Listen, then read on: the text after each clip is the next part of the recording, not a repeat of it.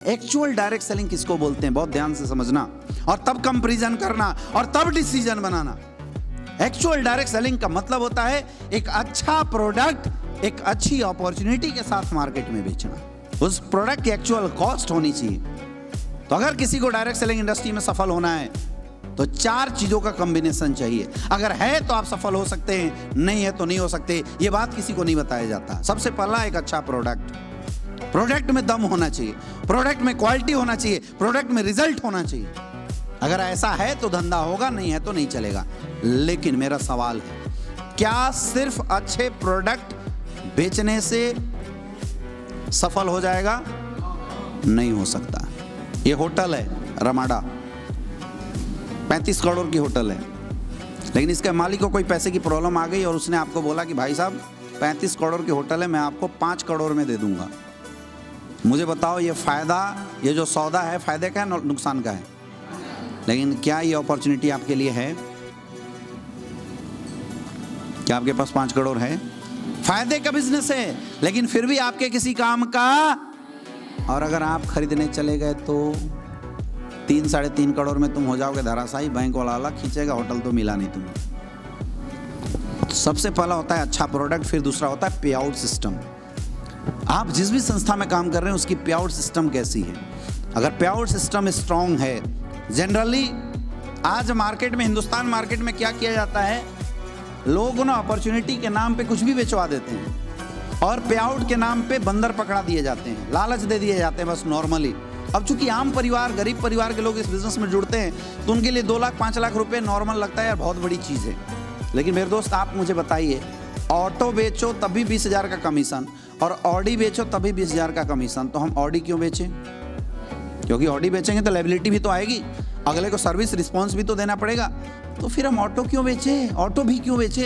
अगर 20,000 ही कमाना है तो फार्चून की दुकान चला के साबुन तेल निरमा सरफ ना बेच लें, कम से कम लायबिलिटी तो नहीं रहेगी, है या ना? लेकिन हिंदुस्तान में क्या किया जाता है, ऑडी बेचो तब भी 5,000 20,000 और ऑटो बेचो तब भी 20,000 रुपये। पे आउट ऐसा होना चाहिए जो पे आउट में दम हो। आज हिंदुस्तान में जितनी भी कंपनियों ने काम किया उन्होंने फॉरेन पॉलिसी बनाई और पे आउट सिस्टम को मार दिया। लोगों की पे आउट 6-6 महीने डिले कर दिए, लोग मरने शुरू हो गए। पे आउट सिस्टम के जो प्लान डिजाइन किया उसमें 20 से 30% का पे आउट डाल दिया, तो जो लोग कैरियर लगा रहे थे वो जीवन में कभी अच्छा पैसा कमाए ही ना।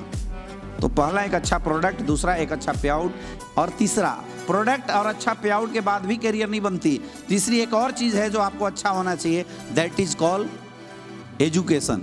सीखना पड़ेगा। हम में से कोई भी MBA करके नहीं आया, हमारे में से कोई भी बाप दादाओं ने बिजनेस नहीं किया है जो हमें बिजनेस की वर्ड बता सके। तो इस बिजनेस में अगर हमें सफल होना है तो जिस कंपनी के साथ हम काम कर रहे हैं उस कंपनी के पास एक अच्छी एजुकेशन, स्ट्रॉन्ग एजुकेशन सिस्टम होना चाहिए। हिंदुस्तान डायरेक्ट सेलरों को कंपनियों ने ना सेल्समैन बना के छोड़ दिया। ये बिजनेस था लोगों को बिजनेसमैन बनाने का, लेकिन क्या बना के छोड़ दिया गया?